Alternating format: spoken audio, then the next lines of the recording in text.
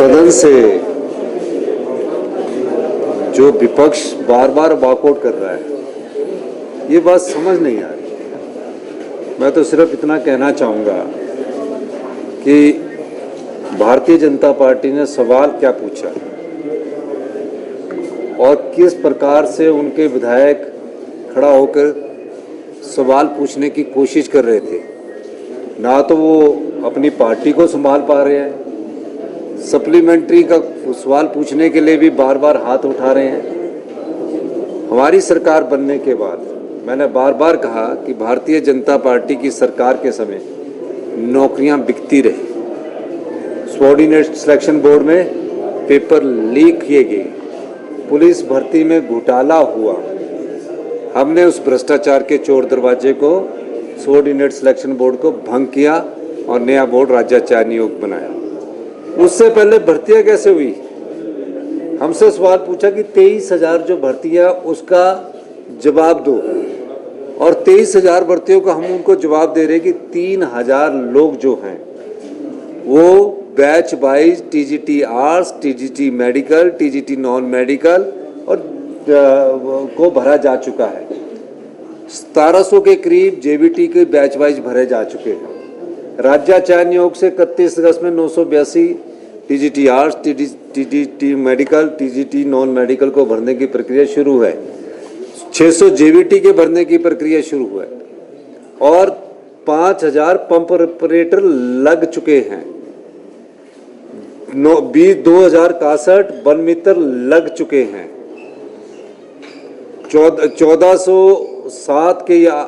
1807 के करीब जीओआईटी लग चुके हैं। तो उनको आंकड़ा बोल रहा था और बार बार मैं कह रहा था पेन दे के लिखो, लेकिन उनकी मंशा नहीं थी, वो बात सुनना नहीं चाहते थे। तकरीबन हमारी सरकार बनने के बाद हमने रोजगार के नए अवसर पैदा किए हैं और निश्चित तौर पर मैं कह सकता हूं कि वो जो पूछना चाह रहे थे उनकी मंशा कुछ और थी। जब हमने जॉब ट्रेनिंग की बात का आंसर दिया कि जॉब ट्रेनिंग सिर्फ नाम मात्र बदलना है, कॉन्ट्रैक्ट की जगह जॉब ट्रेनिंग है, जो भी जॉब ट्रेनिंग राज्याचार्य नियोग के माध्यम से लगेगा, जिसके द्वारा नौकरी मिली जाएगी, वो 2 साल में पक्का हो जाएगा। उस बात को भी वो सुनकर तैयार नहीं थे। इसके अलावा जितने भी रोजगार के अवसर वो हमारे घोषणा पत्र पर चले जा रहे थे, क्योंकि उनको वॉकआउट करके ये दिखाना था कि हम युवाओं के सच्चे साथी हैं, हम युवाओं के साथ खड़े हैं। लेकिन विडंबना देखिए, ये कहीं भी युवाओं के साथ खड़े नहीं है। जो सबऑर्डिनेट सिलेक्शन बोर्ड से पेपर लीक भर्ती हुए हैं उनके जरूर साथी होंगे। मैंने जब कहा कि मोदी जी ने भी 2 करोड़ नौकरियां देने की बात की थी, हमने तो रोजगार देने की बात की है, सरकारी क्षेत्र में भी और निजी क्षेत्र में भी रोजगार देने की बात की है। उन रोजगार में जितने भारतीय जनता पार्टी ने पिछले 5 साल में सरकारी क्षेत्र में भर्तियां नहीं की, जितनी हमारी सरकार ने 2.5 साल में कर दी है। लेक्चरर्स के पद भरे जा रहे हैं, स्ट्रेंथनिंग की जा रही है और निश्चित तौर पर मैं कह सकता हूं कि हम युवाओं को रोजगार देने के अवसर जो है उसमें बहुत अधिक वृद्धि हुई है। अभी 6200 आया नियुक्त होनी है स्कूलों में, 6200 एनटीटी नियुक्त होने हैं और प्रोफेशनल जो कोर्सेज है उसमें नियुक्तियां हो रही है। तो भारतीय जनता पार्टी का वॉकआउट इस बात को बतलाता है, कहीं ना कहीं पूर्व मुख्यमंत्री जी के नेतृत्व को खतरा कहीं ना कहीं पैदा होता नजर आ रहा है।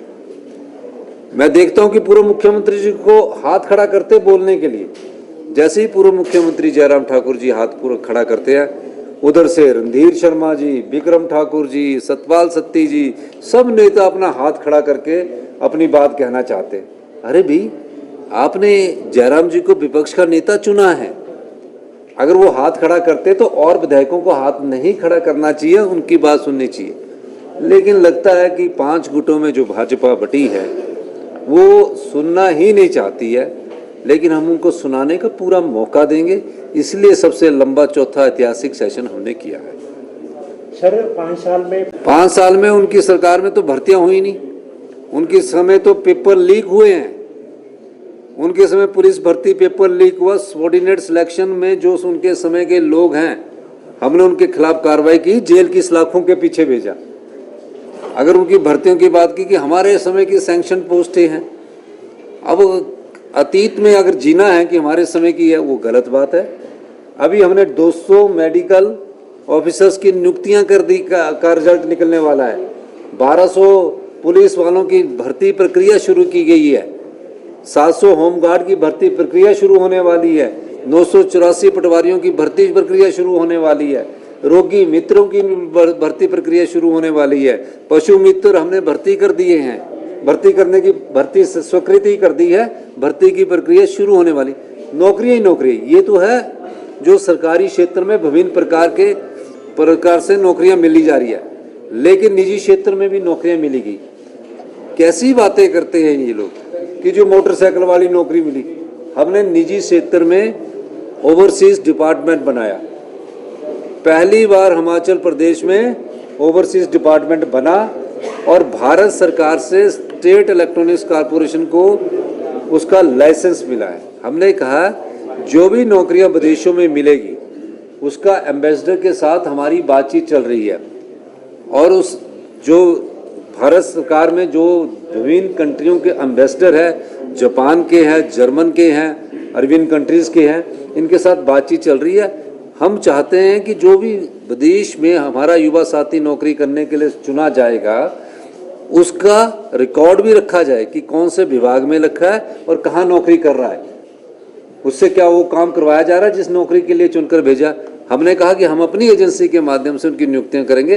आने वाले समय में आप उन नियुक्तियों को भी देखेंगे। सर, नेता प्रतिपक्ष इस तरह के आरोप लगा रहे कि झूठे आंकड़े पेश किए जा रहे सदन में। पिछले साल ये कहा गया था कि 34,000 नौकरियां दी गई, लेकिन हाल ही में जब हमने कहा पिछले साल जो कहा था वो 34,000 नौकरियां निजी और सरकारी क्षेत्र में दी गई है, निजी और सरकारी क्षेत्र में दी गई है। रोजगार तो निजी क्षेत्र में भी तो होता है। अब कुछ पत्रकार बंधुओं को यहाँ रोजगार मिला जो पत्रकारिता के माध्यम से भी आ रहे हैं, वो भी तो रोजगार है। अपना सोशल मीडिया चैनल चलाया हुआ रोजगार है। रोजगार निजी क्षेत्र में भी मिल रहा है, रोजगार निजी क्षेत्र में मिल रहा है। इसमें हंसने की बात नहीं है, सच्चाई बता रहे हैं। आपको संतुष्टि इस रोजगार से मिल रही है, कुछ सरकार में संतुष्टि पाते हैं, कुछ अपना काम करके रोजगार की संतुष्टि पाते हैं, कोई सोशल मीडिया का अपने मोबाइल के माध्यम से अपना रोजगार प्राप्त करके अपने आप को संतुष्ट पाते हैं। जिस रोजगार में जिस युवा को संतुष्टि मिलती है उस रोजगार के साधन हम उत्पन्न कर रहे हैं। और इस प्रकार से उनको कहना, अगर झूठ बोल रहा हूँ, 12 दिन का सेशन है, कृपया करके आप हमें झूठ के सच्चाई तो बताइए कि कहाँ झूठ बोल रहे हैं। सुनते ही नहीं। मैं बार बार बोल रहा हूँ कि कलम ले लीजिए, लिखिए। लिखने की जगह पूछ रहे हैं कि आपका घोषणा पत्र क्या है। अरे घोषणा पत्र 5 साल का है।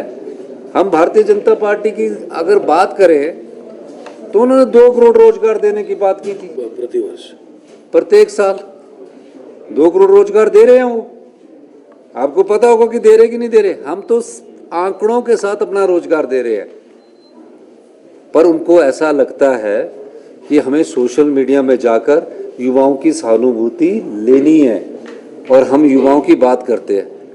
उन युवाओं को पता होगा कि अपने कार्यकर्ताओं के लिए पेपर लीक करवाते थे। हमने ऐसा नहीं किया है।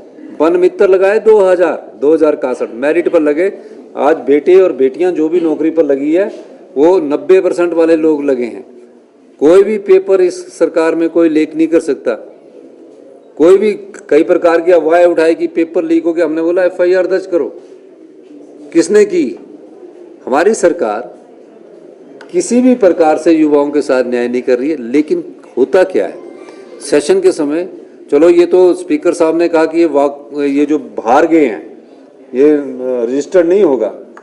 होता क्या है कि राजनीति में अपनी बात रखने का एक तरीका माध्यम होता है कि मैंने अपनी बात को जुबान से बहुत जोर से रखा। आंकड़ों की बात आती है तो फिर वो खड़े हो जाते सारे। आंकड़े सुनने चाहिए, आंकड़ों से ही आगे सच्चाई सामने आती है। जो बेचारे बैच वाइज अभी TGT arts medical non medical के लोग लगे उनको नहीं पता है। हमने फिर ये कहा क्योंकि सोशल मीडिया में पेड इन्होंने कुछ लोग बिठा रखे हैं और सोशल मीडिया में पेड़ लोग उठाकर वो चलाते रहते हैं। हमने इसीलिए कहा कि हम अब कुछ जो नौकरियों के नियुक्ति पत्र होंगे वो खुद हम देख करेंगे और रिकॉर्ड ये रखे रखेंगे।